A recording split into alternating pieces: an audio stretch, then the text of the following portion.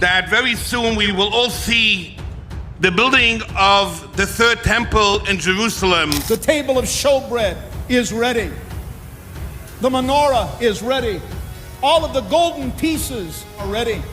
The third temple is ready. Our job to bring and to build the third temple. They're also planning to slaughter 5 red cows. That paves the way for the building of the third temple, replacing the dome of the. ഈ കഴിഞ്ഞ കുറച്ചു വർഷങ്ങളായിട്ട് തന്നെ Bible പ്രവചന നിവൃത്തിയിലേക്ക് വിരൽ ചൂണ്ടുന്ന രീതിയിൽ ഒരുപാട് അടയാളങ്ങൾ സംഭവിക്കുന്നുണ്ട്. ഇപ്പോൾ ഇസ്രായേലിൽ സംഭവിക്കുന്ന കാര്യങ്ങൾ പതിറ്റാണ്ടുകളായിട്ട്, ചിലപ്പോൾ നൂറ്റാണ്ടുകളായിട്ട് പോലും സംഭവിക്കാത്ത കാര്യങ്ങളാണ് ഇപ്പോൾ അവിടെ സംഭവിക്കുന്നത്. ഏകദേശം 2000 വർഷത്തിനു ശേഷം യെരുശലേമിൽ ഞെട്ടിക്കുന്ന ഒരു കാര്യം ഇപ്പോൾ സംഭവിച്ചു. മഹാപുരോഹിതനെ അവർ തെരഞ്ഞെടുത്തു. നിങ്ങൾ കേട്ടത് ശരിയാണ്. ഇസ്രായേലിന്റെ മഹാപുരോഹിത ചുമതലകൾ എല്ലാം ഏറ്റെടുക്കാൻ ഒരു മനുഷ്യനെ അവർ തെരഞ്ഞെടുത്തു, പരിശീലിപ്പിച്ചു, ഒരുക്കി കഴിഞ്ഞു.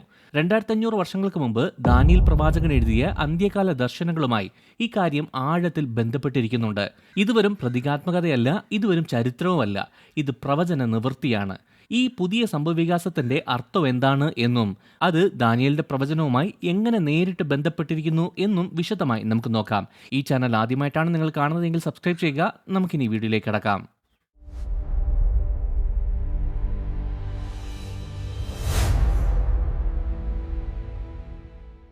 മഹാപുരോഹിതന്റെ പ്രാധാന്യം എന്താണ് എന്നറിയണമെങ്കിൽ പഴയ നിയമ കാലഘട്ടത്തിൽ സംഭവിച്ച കാര്യങ്ങൾ മനസ്സിലാക്കേണ്ടത് അത്യാവശ്യമാണ്.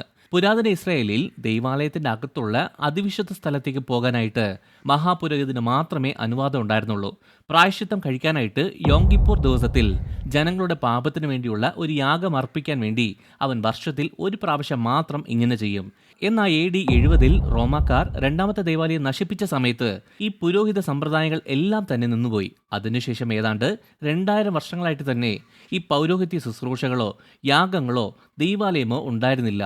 എന്നിരുന്നാലും അന്ത്യകാല പ്രവചനം പറയുന്നതനുസരിച്ച് ചില സംഭവങ്ങൾ അരങ്ങേറുന്നതിന് മുമ്പ് ഇതെല്ലാം തിരിച്ചു വന്നേ പറ്റുള്ളൂ. അതായത് അന്ത്യനാളുകളിൽ യാഗങ്ങൾ പുനരാരംഭിക്കുമെന്നും അതിനുശേഷം അതിനെ പിന്നെയും നിർത്തലാക്കും എന്ന് ദാനിയേലിന്റെ പുസ്തകം നമ്മോട് പറയുന്നുണ്ട്.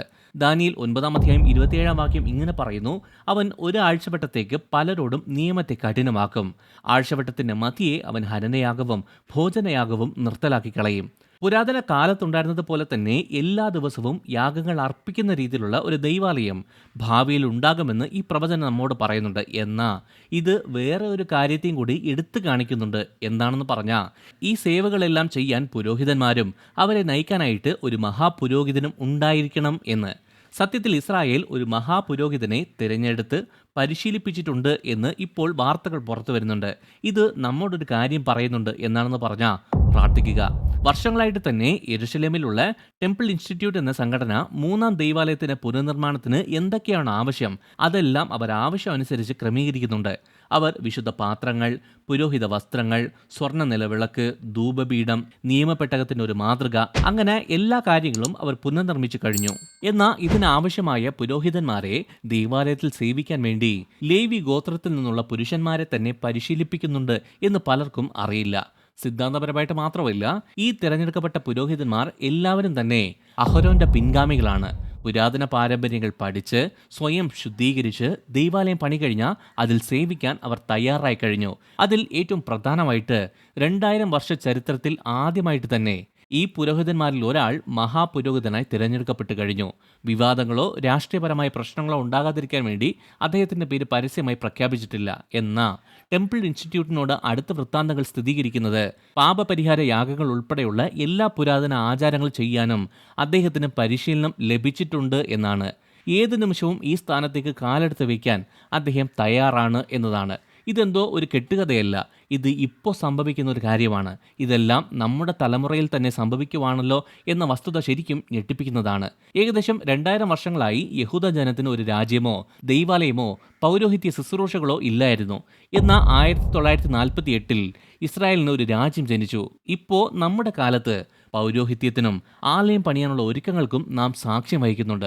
യേശു പോലും അന്ത്യനാളുകളിൽ സംഭവിക്കുന്ന കാര്യങ്ങളെക്കുറിച്ച് സംസാരിക്കുകയും ദാനിയേലിന്റെ പുസ്തകവുമായി ബന്ധപ്പെട്ട ഒരു പ്രത്യേക അടയാളത്തിനു വേണ്ടി കാത്തിരിക്കുക എന്ന് മുന്നറിയിപ്പ് നൽകുകയും ചെയ്തിട്ടുണ്ട്. മത്തായി 24-15 വാക്യത്തിൽ യേശു പറഞ്ഞു: എന്നാൽ ദാനിയേൽ പ്രവാചകൻ മുഖാന്തരം അരുളി ചെയ്തതുപോലെ ശൂന്യമാക്കുന്ന മ്ലേച്ഛത വിശുദ്ധ സ്ഥലത്ത് നിൽക്കുന്നത് നിങ്ങൾ കാണുമ്പോൾ വായിക്കുന്നവൻ ചിന്തിച്ചു കൊള്ളട്ടെ. ദൈവാലയം പണിത് യാഗങ്ങൾ പുനരാരംഭിക്കുകയും ചെയ്യുന്ന കാലഘട്ടത്തിൽ ജീവിക്കുന്നവർക്ക് വേണ്ടിയുള്ളതാണ് ഈ മുന്നറിയിപ്പ്.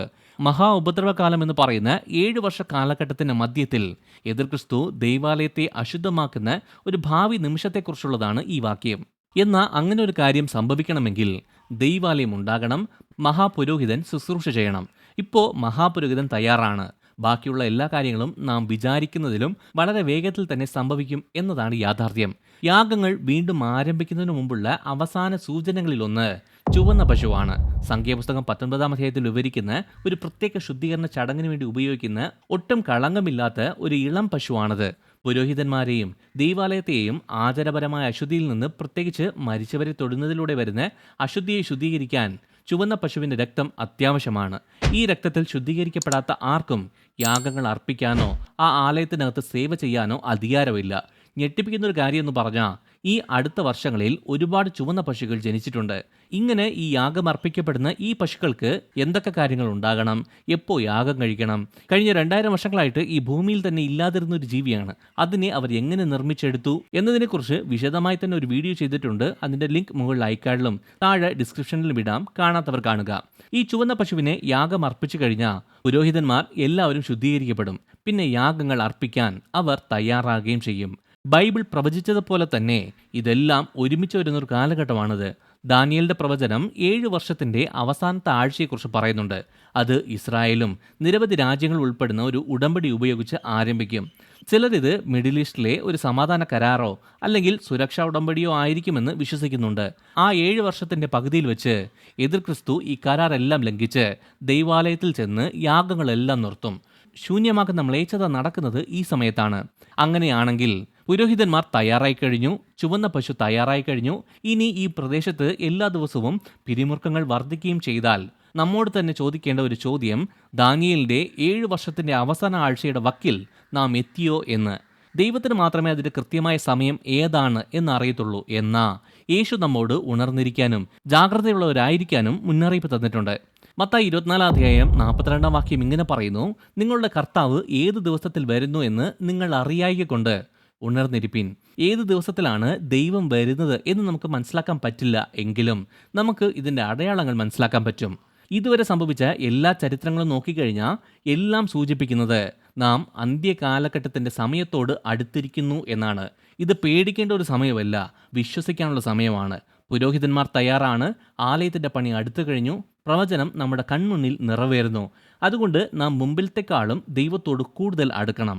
ഈ അടയാളങ്ങളെല്ലാം നമ്മെ പേടിപ്പിക്കാനായിട്ടുള്ളതല്ല, നാം ഉണരാനും യേശു ഉടൻ വരുന്നുവെന്ന് ഓർമ്മിപ്പിക്കാനും ഉദ്ദേശിച്ചുള്ളതാണ്. നിങ്ങളുടെ ഹൃദയം ദൈവത്തിൻ്റെ കൂടെ അടുത്തിരിക്കുന്നു എന്നത് ഉറപ്പുവരുത്തുക.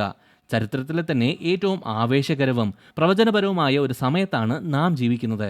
മഹാപുരോഹിതന്റെ ഈ തിരിച്ചുവരവ് വെറും ഒരു മതപരമായ ആചാരം മാത്രമല്ല, അതൊരു പ്രവചന സൂചനയാണ്. ഈ വീഡിയോ ഇഷ്ടമായ ലൈക്ക് ചെയ്യുക, ഈ ചാനൽ സബ്സ്ക്രൈബ് ചെയ്യുക. നിങ്ങൾ ദൈവത്താൽ അനുഗ്രഹിക്കപ്പെട്ടവർ.